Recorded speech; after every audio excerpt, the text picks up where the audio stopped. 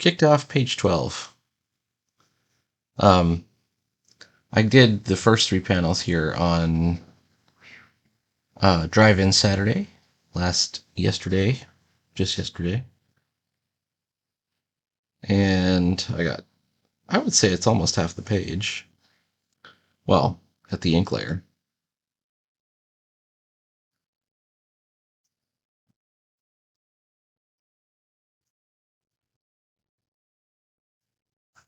This is a pretty good example of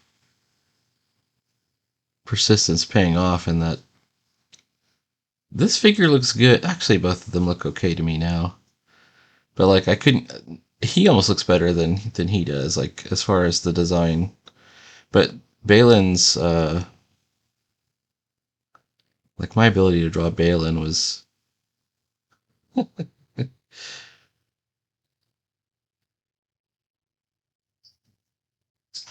not as good as how I was doing with Perseus. And now I feel like I'm much more confident with him because I just drew him a lot.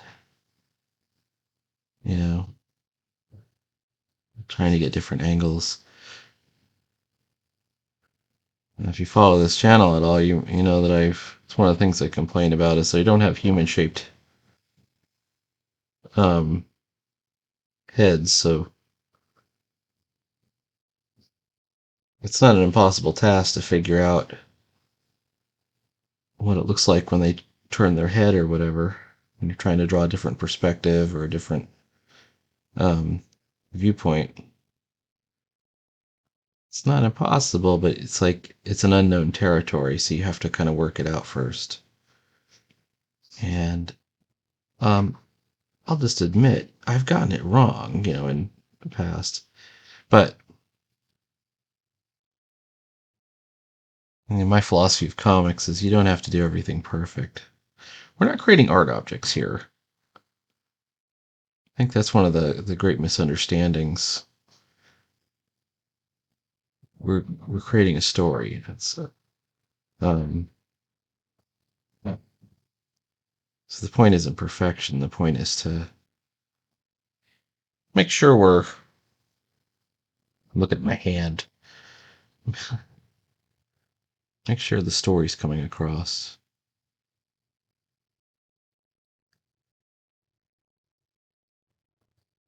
I'm looking at his hand, and it's pretty rudimentary. It's not exactly right. He's got a thumb, right? Should he have a thumb?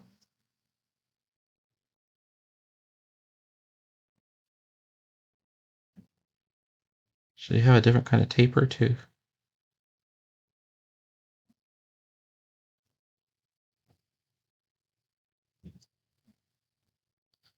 I guess I could put the thumb on the other side of the shoulder, or turn the hand a bit.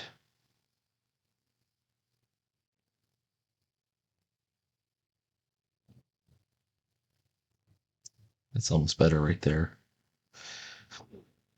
Mm.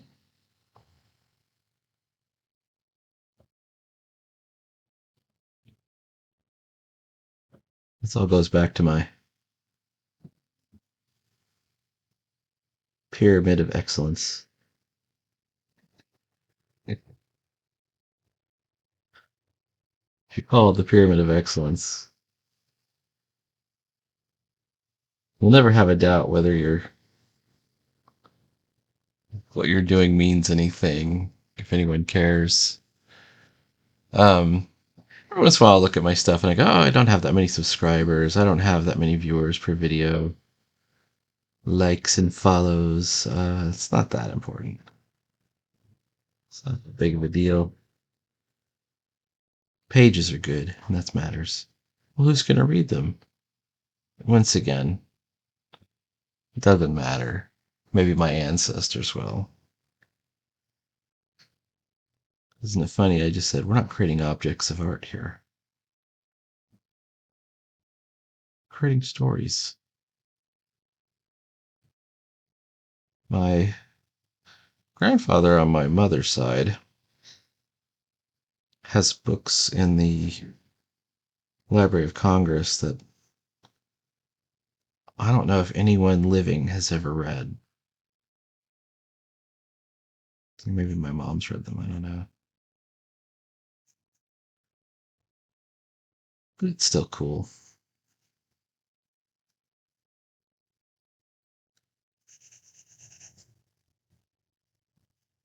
Like Gilgamesh. I want to leave our name in the bricks.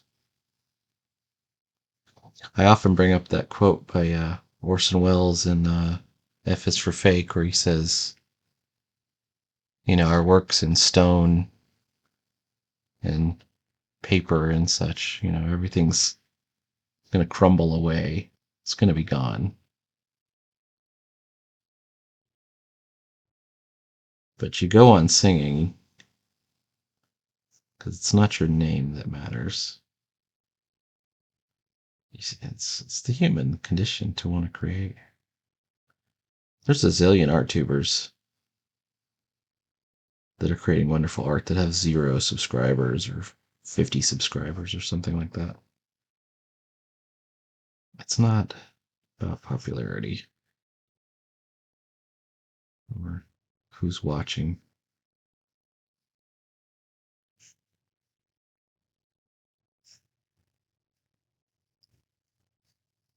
I often watch my own stuff when I'm at work just to see if there's anything I missed. Is there a flaw? Is there something I could do a little bit better? Is there a joke that I could have made, in my text, or worded it better?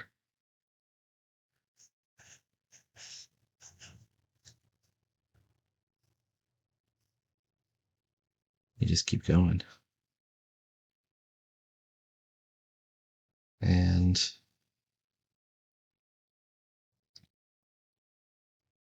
I know that I've had pretty constant improvement, and it's going pretty well. On Instagram, I feel like I'm incredibly popular. People write to me all the time and say, "Oh, I'm really enjoying this comic. Where do you print it?" Like, if it's a web comic, like, where do I go to read it? And I always say it's right here, but it will be printed.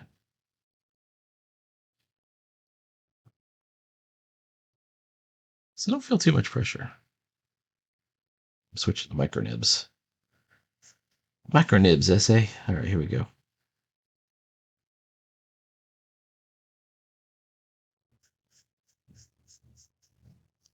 At this point, I think I can pull the pencil layer off just to see it a little bit clearer.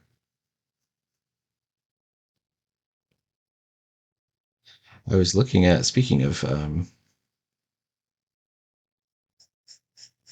where you're assessing where you are. I was looking at yesterday's. I'm, I'm quite proud of this page, especially this panel, this environment with the shadows. Um, I definitely want to continue in this mode. This almost feels like a Fleischer cartoon to me. You know, it's a combination of the unreal characters, but with the realistic environments with a shadow. Feels very Betty Boop, Coco the Clown, in its own way.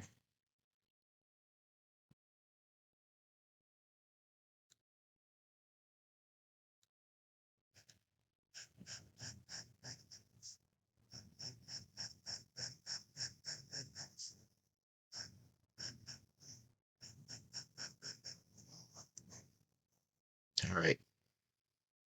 And now I've stripified this page. When I say stripified, it means that I really have kind of tried to end it on a daily, like if this were a daily comic strip, that style ending. I'm trying to figure out what I would do with the backgrounds. I think this one can definitely have a background. That one should have it. I think they could all three probably have backgrounds. I just got to figure out what backgrounds are we talking about.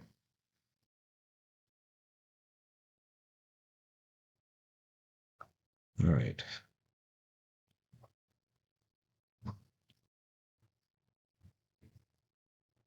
Okay. We've established that light is this way. Oh, I want to have his tier.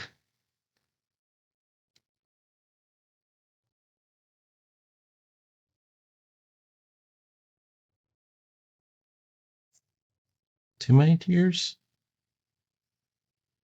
Oops.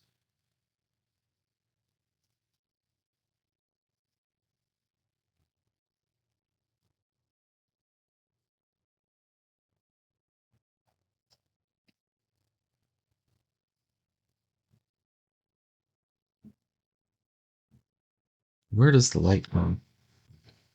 The light of alphabets is gone. One light we could do is a light between them. So we could put shadow here. Let's do that. And what I'm creating here is sort of where to put the texture. The texture is the shadow.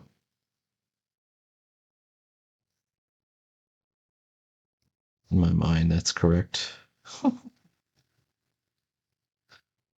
This is an Alphonse Dunn thing.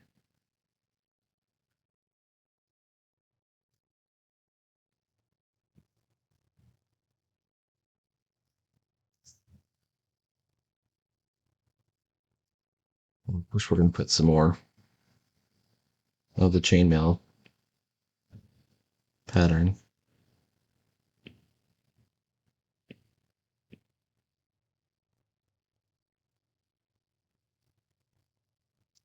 But let's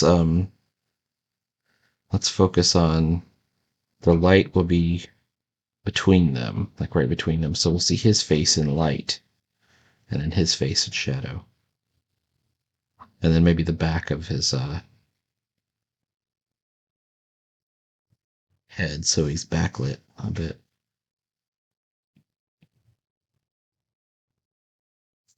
I know I just changed size on the chainmail, but I wonder if that's going to have the effect I want it to. Let's see.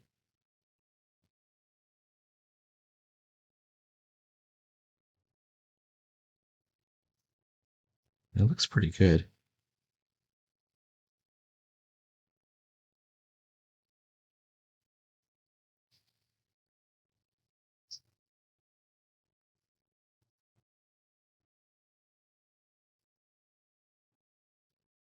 This is meant to be a fold, so it's like instead of circles, I'm drawing ovals. I'm drawing kind of vertical ovals and bunching them up to make them darker.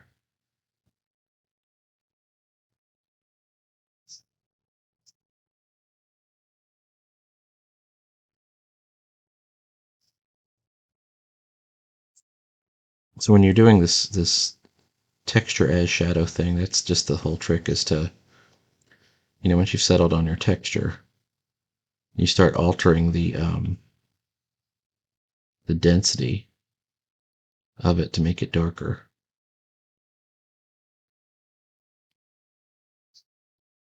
You know.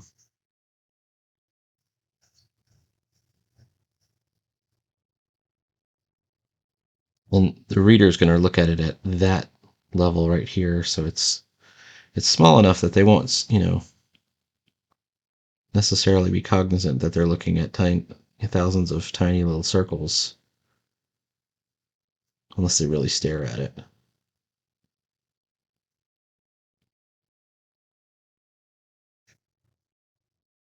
They'll see it as just a texture, that plays out.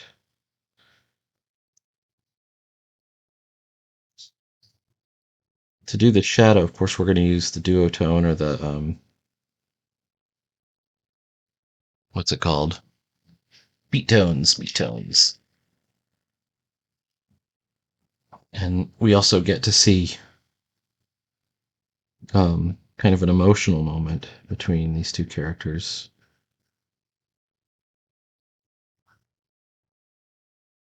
And that is a cool moment. And yeah, I think of where I was when I first started um, doing this stuff, and it was just 2019, so it wasn't that long ago.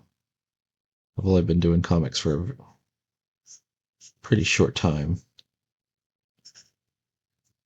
And I think early on, I think I could probably count on less than one hand how many times I had a pretty good moment like this. So there's one in Assault, which is one of my first comics, where she's pulling her. There's Assault's friend is in this tavern that gets attacked by the scourge. They set it on fire, and she's trapped under a beam that has collapsed. And Isolde is trying to pull her out.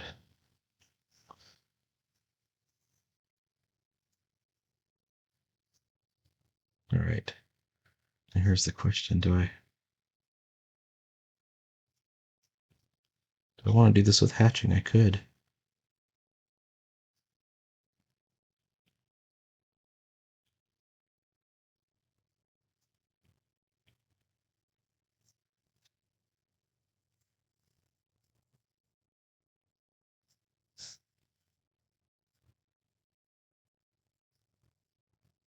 I think the rest I'm going to probably have to do with the tones.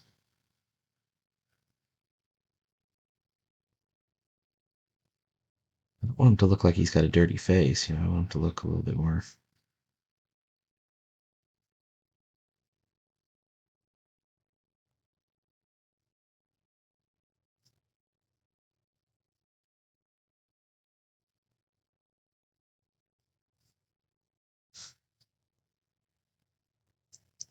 Okay.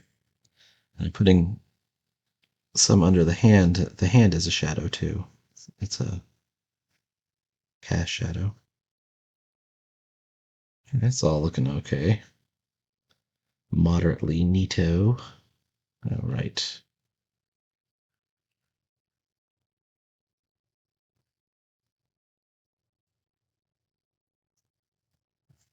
I can't help the feeling that this eye is out of place. Like if I were to take it, if I was to move this eye, where would it go? Here? Here?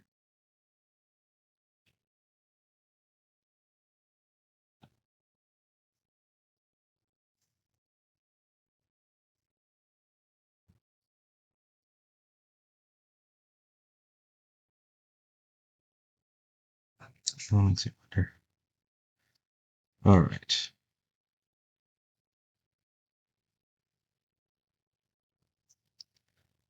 All right. We're going to do some hatching on the staff. And you notice we're hatching the far side because we're going to, like I said, we're putting this light between them.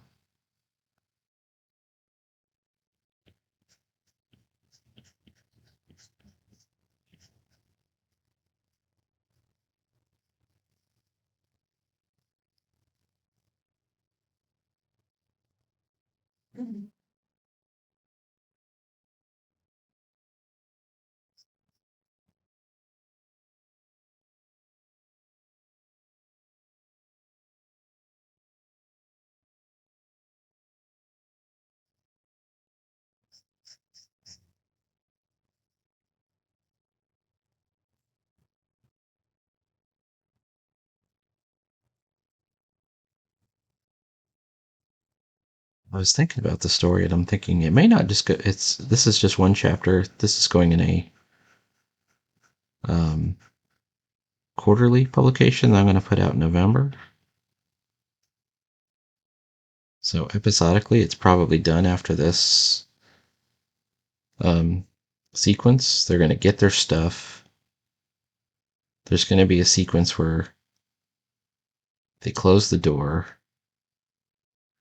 and then you'll see the three of them, Balin, Perseus, and Zephyr, with backpacks heading off to go find, I think it's Balin's father, Quixote, in Dorwyn's Delve. So that'll be the whole next sequence. All right, because we've established where the light is, I can now do things like, let's hatch in this sleeve, for example.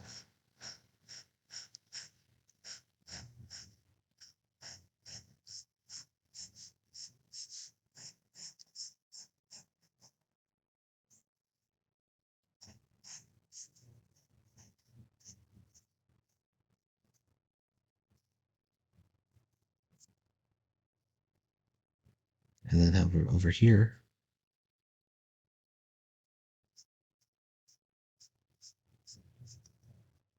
and definitely on the back of this.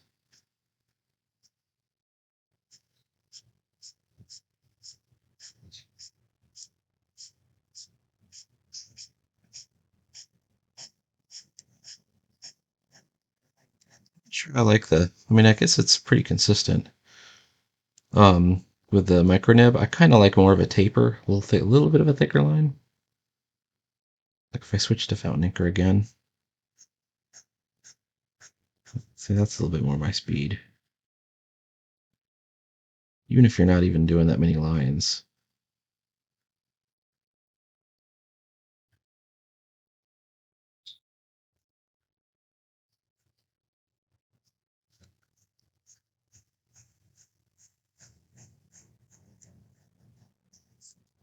You can see some great examples of hatching. I was looking at Watchmen the other day, the way Dave Gibbons has drawn Dr. Manhattan. He hasn't taken like most of the comic is drawn to look fairly realistic. I mean, it's drawn by Dave Gibbons, so it's got his comic style, but it's also drawn fairly realistically. And when they get to Dr. Manhattan, they do this thing where these horizontal, like long horizontal hatch lines that seem to describe him in it like his energy form. He's got kind of an unworldly looking energy form.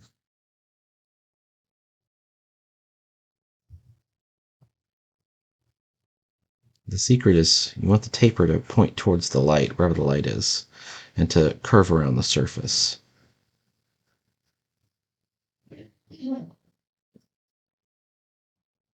So you can see they're curving around the surface here and they're pointing towards the light. Now, let's show just a little bit of the background here. Anything that you can do.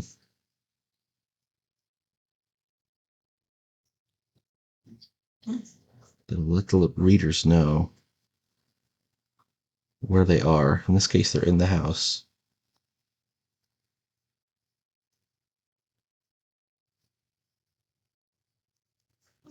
There's this sort of half paneling in the house,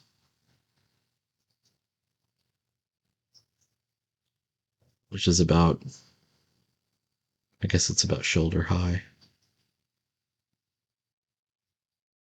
waist high, or whatever. Um,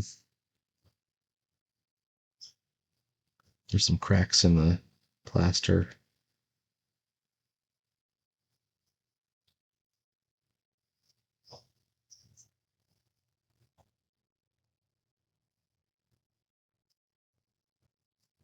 There could be some.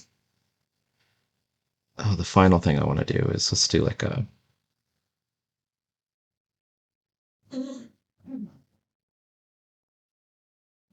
Where some of the plaster got shaken loose from the wall in the explosion.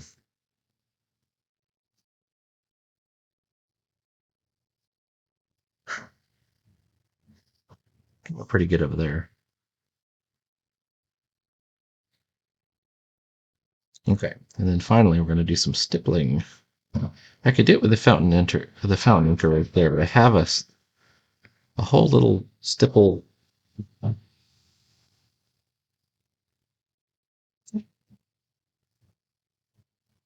brush, and it works really well. And it's pretty cool. Like you can just go like that, and it'll keep going. But it feels pretty reliable. Okay.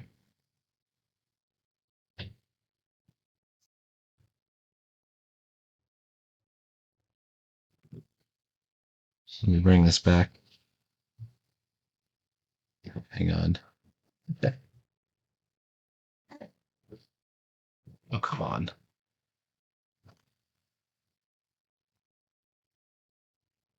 All right. Let me get back to Rusty Nib, Fountain Inker. All this is looking good. All right, same deal with the hatching, except this time we're going the other way.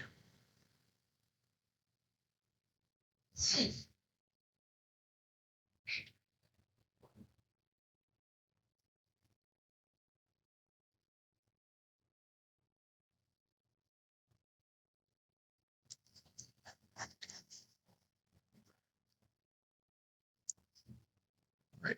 All that's looking cool. Let's go for the balloons. Balloons, hun. All right, faves. Technical pen. Am I in the right layer? I am.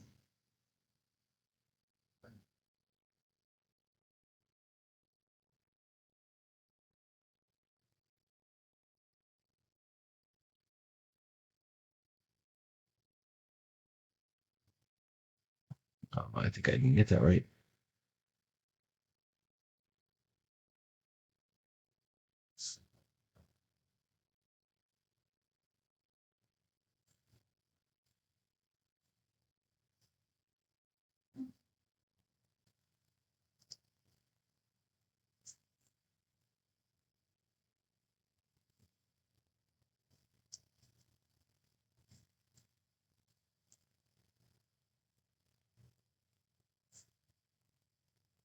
Okay, almost.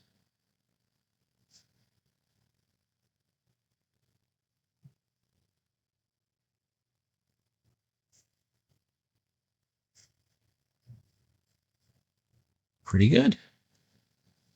All right. Let's bring back my pencils, bring back my ink layer, bring back my fountain pen. Where are you at, fountain pen? There it is.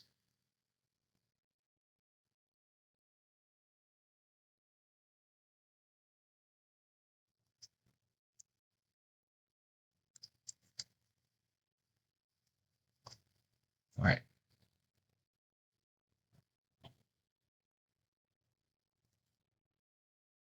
I feel a little bit bad about this panel because small figure, lots of text. The reason for the um, my issue is really I don't know if I have too much text in there, but I think it gets us to the end. I could have made a third panel, but I don't think it matters. This is all just one speech. It's just 3 sentences.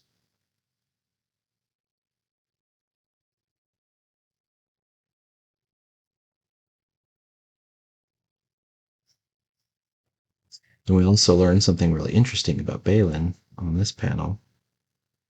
Um, is that even though this terrible tragedy happened,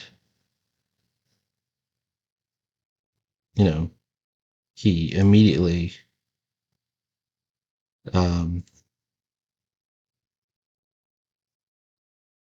goes to a practical solution. We have to get stuff out of the storeroom before this whole place goes up.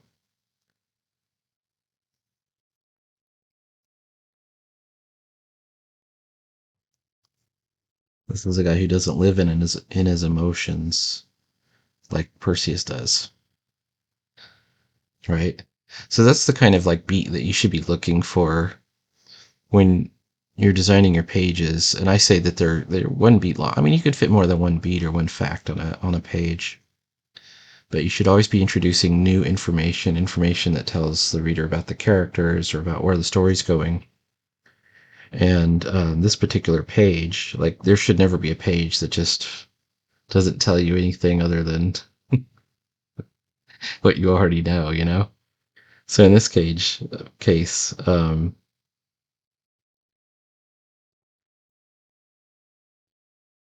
you know, we've already given them the quest. So why does this page exist? Well, it gets us to the next part of the story where they're going off on the quest. But the most important part is actually this emotional moment, and then this insight into Balin being able to overcome his emotion world with, to reassert a practical solution, which he does.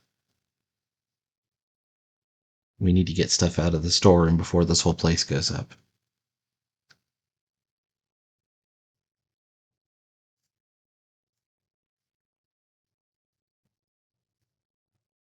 I think we can put it under this part of his little costume right there. There we go.